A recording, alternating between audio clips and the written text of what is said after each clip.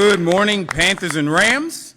And before I get started, just want to tell Governor Shapiro, as they say, ain't no party like a CD party. There you go. All right. There you go. So I'd like to personally welcome all to a historic event today at the Central Dauphin School District. Today is an exciting opportunity to hear from the individuals who helped make a historic investment in children across the Commonwealth.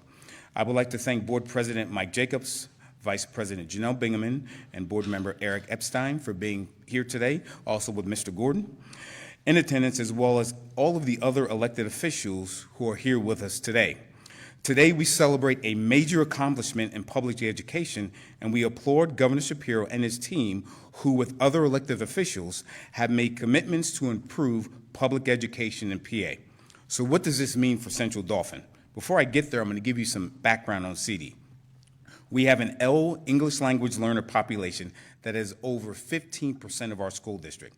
That has been a 70% increase over the past 7 years. There are over 81 different languages spoken in our district. We are a district that does not have full-day kindergarten or pre-K programs.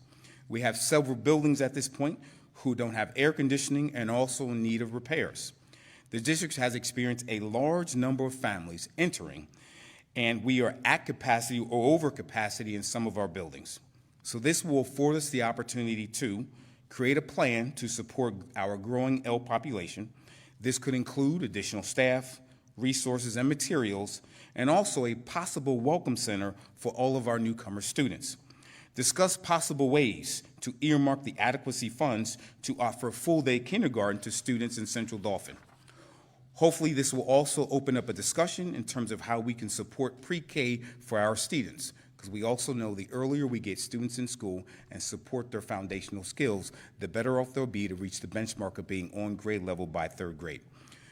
Create a facilities plan, which will help address the overcrowding in our schools and help tackle some of these facility needs. As a district, we will be able to assess our current safety measures and determine needs for our district. And another important part, mental health. We know how critical it is for us to dive into the supports that are needed for all of our students. So I commend Governor Shapiro and his team and want to emphasize that this is a very impactful decision that will positively affect the learning environment and educational success of all students in the state of Pennsylvania. Today's investments in our youth will pay dividends to not only this generation, but also will make a positive impact towards the Central Dauphin School District and the future of Pennsylvania. Next, I would like to introduce Dr. Khalid Mumeen. He will come up for a few words. Thank you. Thank you.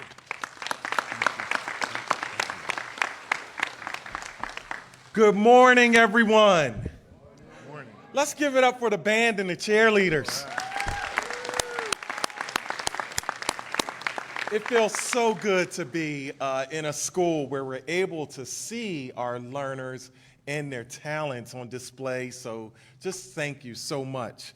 I am Khalid Mumeen, and I'm the Secretary of Education, and I can tell you as a former teacher, school leader, and administrator, I know firsthand how critical our schools are to our communities and our Commonwealth. Also, I know for too long, lots of schools have been underserved and under-resourced. But today, thanks to the historic investments that Governor Shapiro has made 2 years in a row, the focus and attention that this administration has given to education in Pennsylvania, and the commitment to continuing that support, our schools are poised for generations of greatness. Every day at PDE, we see firsthand the benefits that come from investing in our schools, educators, students, and communities. The support we give learners, whether that's free school breakfast, mental health services, or menstrual products, the support that we also give our educators, like student teacher stipends and enhanced professional development, and the support that we give our schools through infrastructure improvements and safety supports, all of these investments that we make today will pay high dividends for tomorrow. So I thank Governor Shapiro, truly thank Governor Shapiro for his steadfast leadership from day one. And I thank all of you in our communities who are working hard and supporting us as we continue to support Governor Shapiro and our team of legislators to bring these investments across the finish line. So on behalf of all Pennsylvania learners, Governor Shapiro, thank you so much. Thank you for your support. Thank you. Thank you. And it's my pleasure to bring to the microphone Representative Fleming. Thank you, Dr. Thank you. Good morning, everybody. I'm Justin Fleming, and I'd like to welcome you all to the 105th Legislative District here in Dauphin County, comprised of Lower Paxton Township, all of Susquehanna Township, and Pembroke Borough. And I have the honor and privilege to represent both CD East High School and Central Dauphin High School. So the Panthers and the Rams are well represented here today, and it's a pleasure to be here with you. And I want to thank Governor Shapiro as well as Dr. Mumeen, the school board, and the administrators. This budget that we recently passed is going to include $9.3 million more for the Central Dauphin School District. And that is critical funding in this time. Funding for things like, $3 million line item also for menstrual products. And I want to shout out my local Girl Scout troop here. Central Dauphin Middle School is one of the areas, or one of the schools in which we have a period pantry because they created it and they started it. Lingelstown Middle's the other. And so tackling these challenges and tackling these problems is the role of government. And I think we can all agree upon that. Increased investments in early learning and things like that. But that $9.3 million is critical for a number of reasons. Number one, it will allow the school board and the administrators to invest in the things they need to invest in order to enhance the quality of education here in the Central Dauphin School District. But it will also do something else critically important, especially as we go through budget years and continue on making these landmark investments. It will keep, for the parents out there and the property owners out there, it will keep your property taxes lower. It will make it so that if we invest more at the state level, then that takes the burden off the school directors to raise property taxes to keep up with costs year over year. So that's why a state investment is so important. And let me just end by taking you back about 20 years. I've been around for a little bit. I worked in the Rendell administration, and then I was a mental health and child advocate for 12 years before I joined the General Assembly. There is a model for seeing success in making the kind of investments that we've seen over the last 2 years during the Shapiro administration. Back when Governor Ed Rendell was the leader of our Commonwealth, he was criticized at times for investing too much in education. But I don't think there's such a thing. I don't think there is a thing as too much investment in our kids and into the next generation. We need to educate our kids and provide them with every available resource so that they can learn and become productive members of society. And we saw real results and real gains from the testing and the assessments that were made during the Rendell administration. I'm glad to see that Governor Shapiro and I'm happy to join in this fight to provide every single dollar we can for our kids all across the Commonwealth who are learning. Again, welcome to the Central Dauphin School District. Welcome to the 105th Legislative District. And I appreciate being a part of this today so we can really make a brighter future for our kids all across the Commonwealth. And with that, it is my honor to introduce our teacher speaker today, Kim Pearl, who is a teacher here in the district. Kim.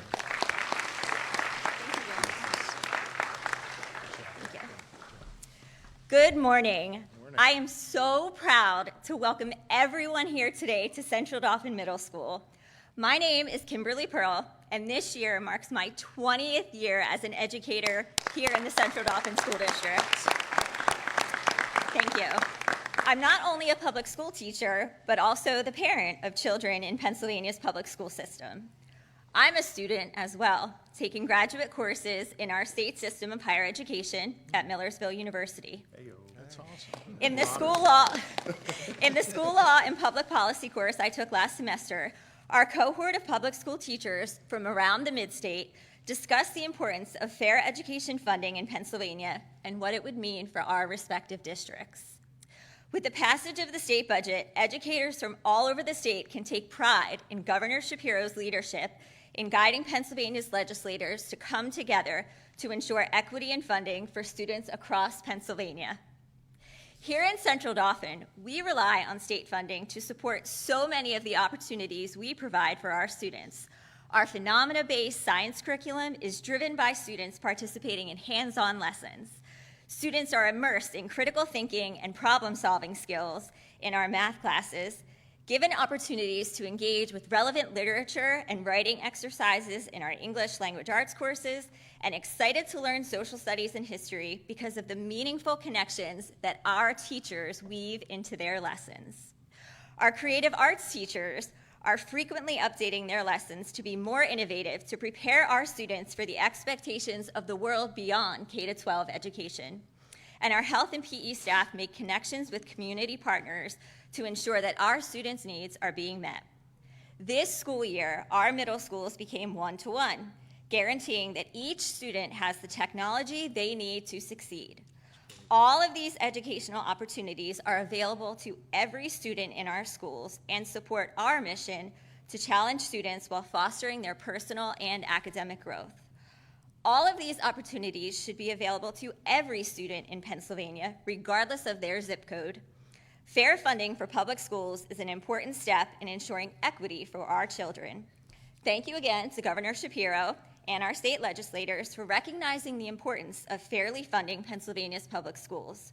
We appreciate you coming here to Central Dauphin Middle School during the exciting first week of school where we are celebrating a fresh new start for our students and staff and joining you in celebrating a fresh new start for equitable funding in public education. Sure. Thank you.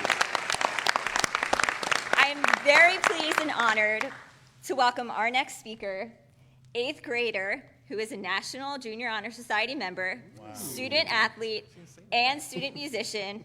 Please welcome Heidi Bur. Yeah, good. Love it. Look at him, Heidi.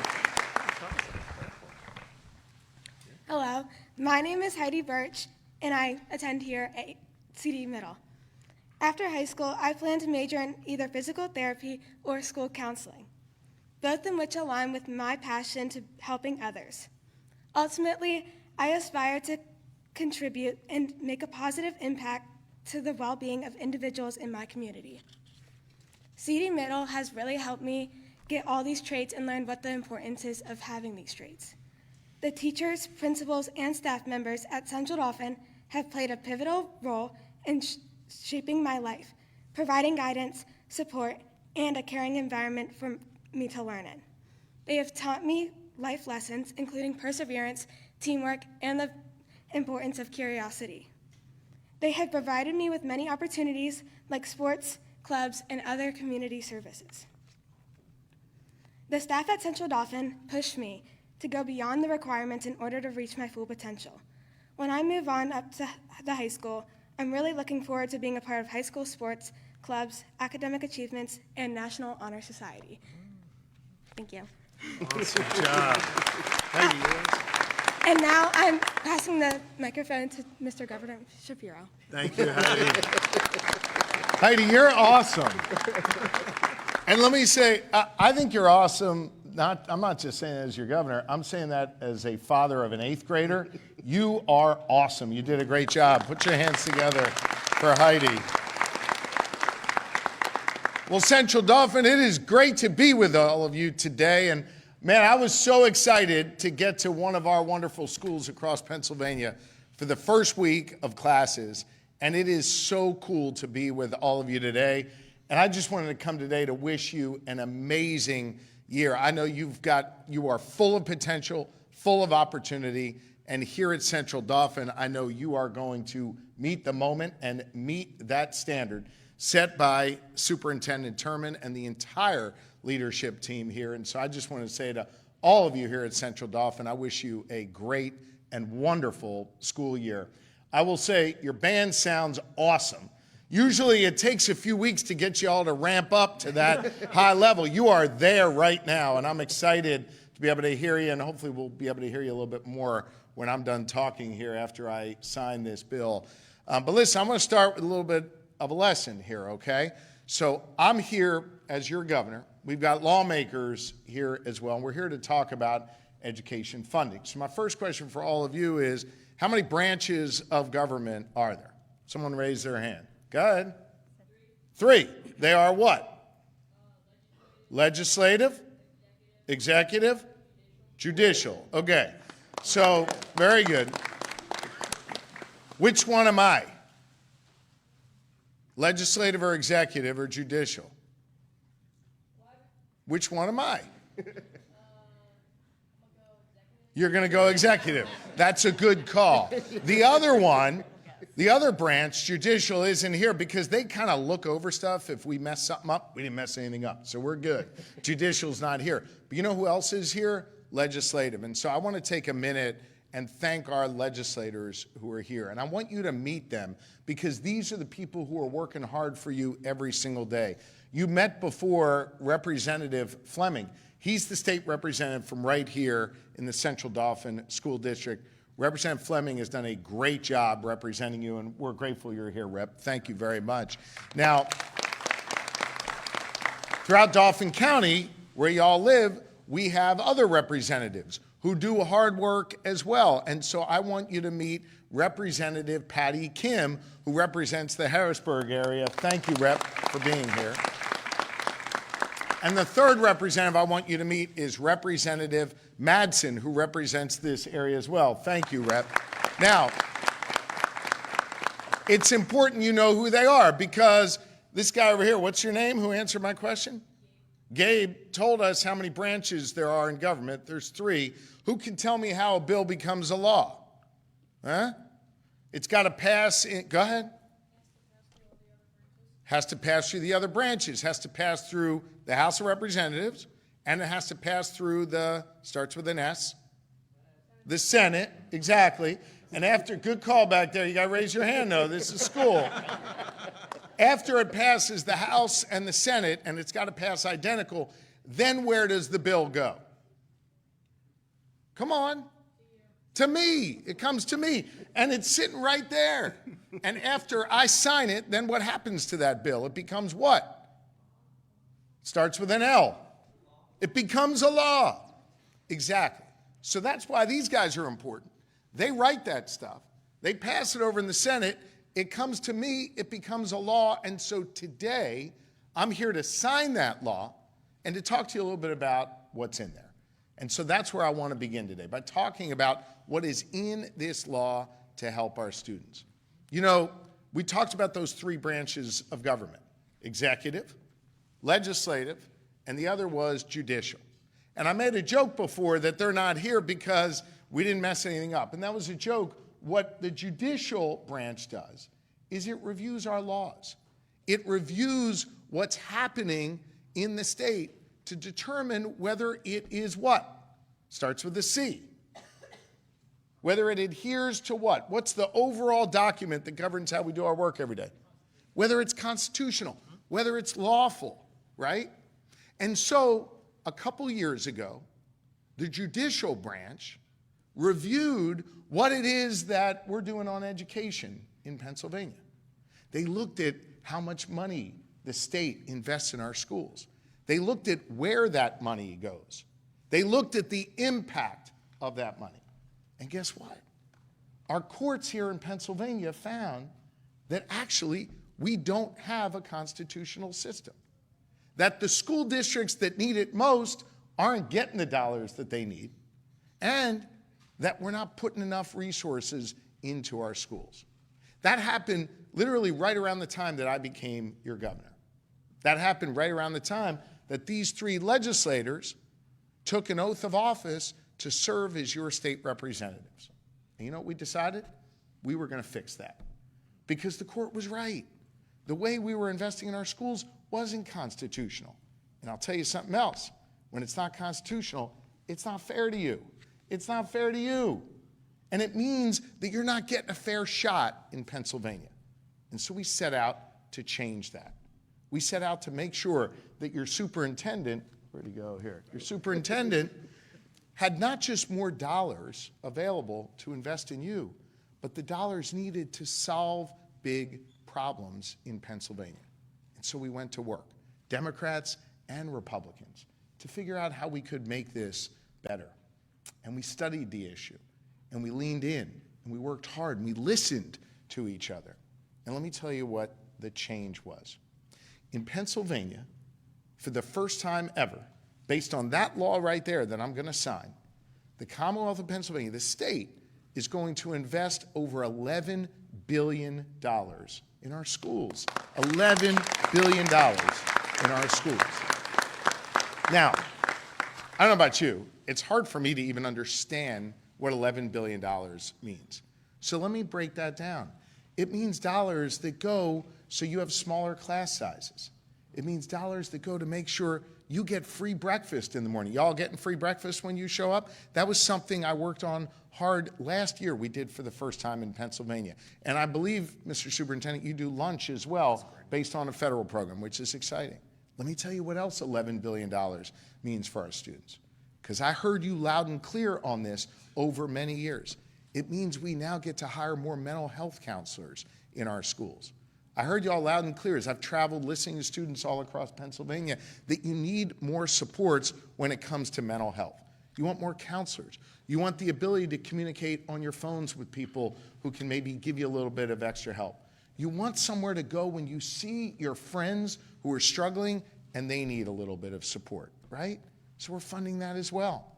Your superintendent talked about how you've got some classrooms, many classrooms without air conditioning, and some buildings that are kind of crumbling that need a little bit of help. I know your school board is really sensitive to this. For the first time ever, we now have a fund that goes to helping repair these buildings. I know you might not sort of care about that off the top of your head, but imagine what it's like when you get that building fixed, the leak doesn't happen anymore. There's no asbestos in your school. The gym floor gets redone so you can hoop a little bit better. You've got more resources available, so you've got great assets in your school. That's what $11 billion is. And here in Central Dauphin, we've seen the amount of money that's going to your school increase dramatically. Now, why is that? Because in the past, Central Dauphin is one of those schools that has been losing out. Remember I talked before about how the court said that we weren't funding our schools the right way and we weren't driving the dollars out to the school district that needed it most? Well, they identified Central Dauphin as a school that needed to get extra money, extra help, okay? And without nerding out on you too much with the numbers here, it's important that you know we created this thing called an adequacy formula, and within it, Central Dauphin is now set to get over $6 million in new money just from that. So what we're saying in Pennsylvania is, y'all matter. This school district matters. And a school district that's been left behind and ignored at the state level for so many years in the past now is going to get its fair share.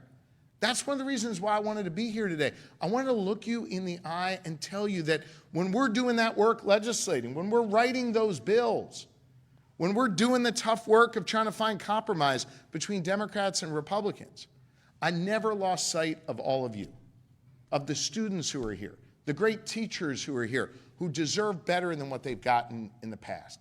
And so now, for the first time, we are on our way to having a constitutional system where we not only have more dollars going to your classrooms and to your teachers, but we also have the dollars going to the school districts that need it most. That's a really, really big deal.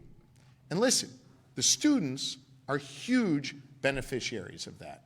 But you know who else benefits from that? Your teachers, too. Let's put our hands together for our teachers. Our teachers are awesome. Our teachers are really great, but the one thing I want to say about our teachers is we don't have enough of them. Now, here in Central Dauphin, we're doing pretty well, Mr. Superintendent. We've got a lot of teachers, but if you look across Pennsylvania, the whole state, we don't have enough teachers to be able to help support our students as the years go on.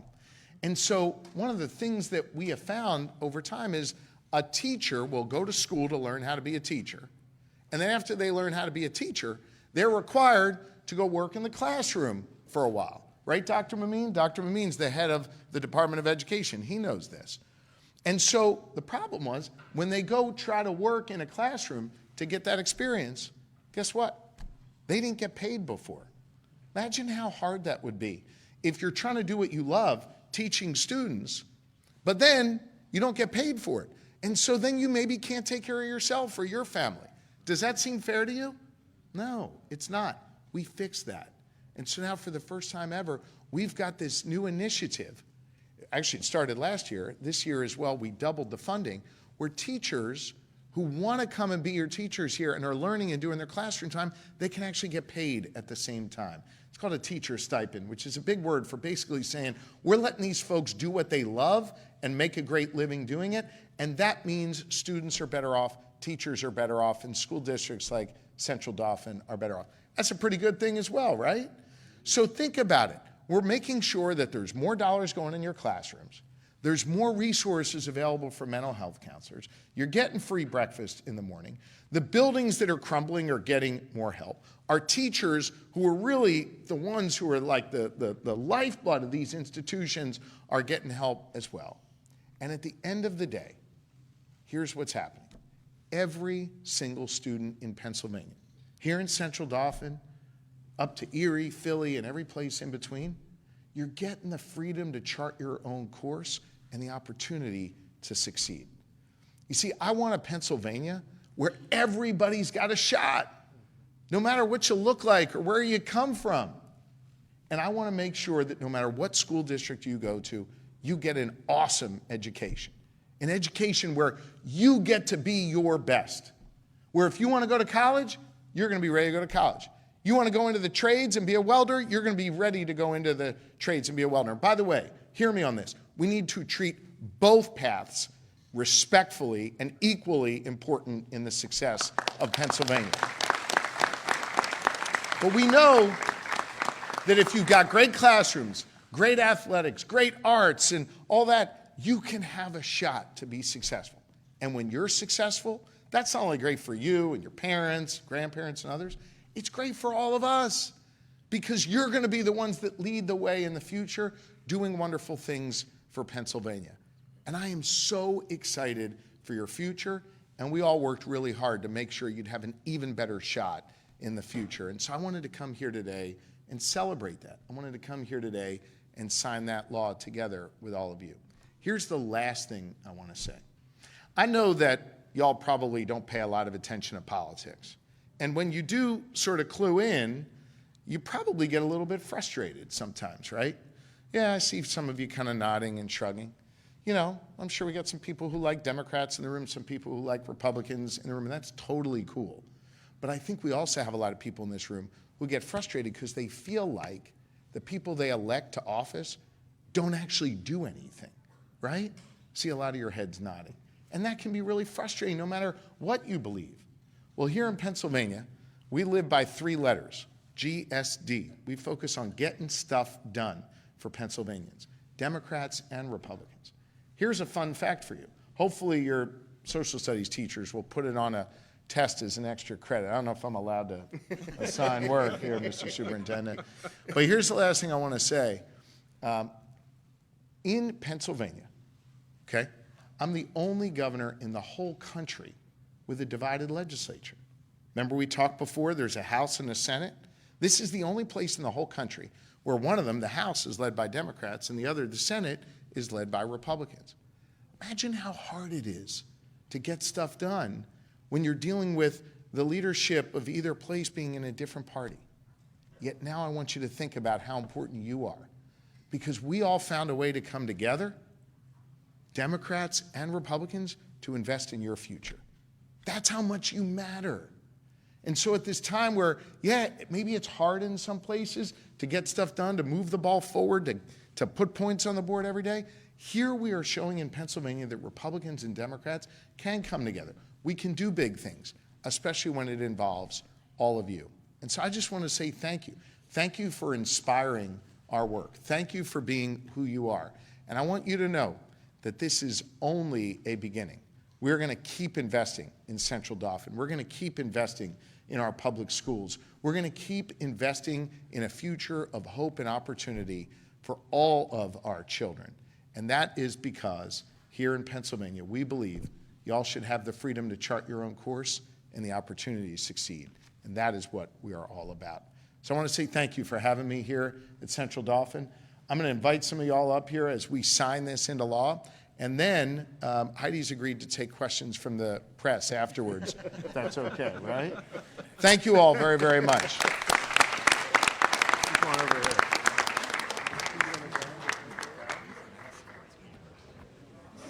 All right, what's up, Panther? You can't see me, but I'm trying to fish pound. Absolutely. Absolutely. Thank you.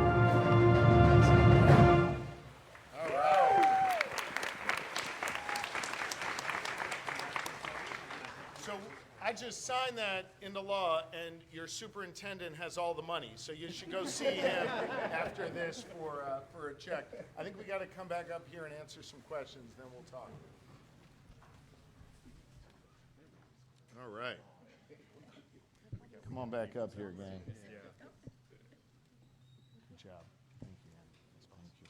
All right, we'll take a few questions from the media. Dennis. Hey, Governor, how are you? Hey, good.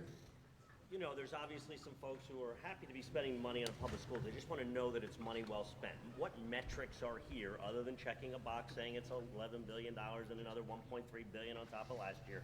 How do we know it's money well spent? And is there a metric? I know you like data. What data and metrics are you pushing to make sure this is well spent? First things first, we've got to fix an unconstitutional education system.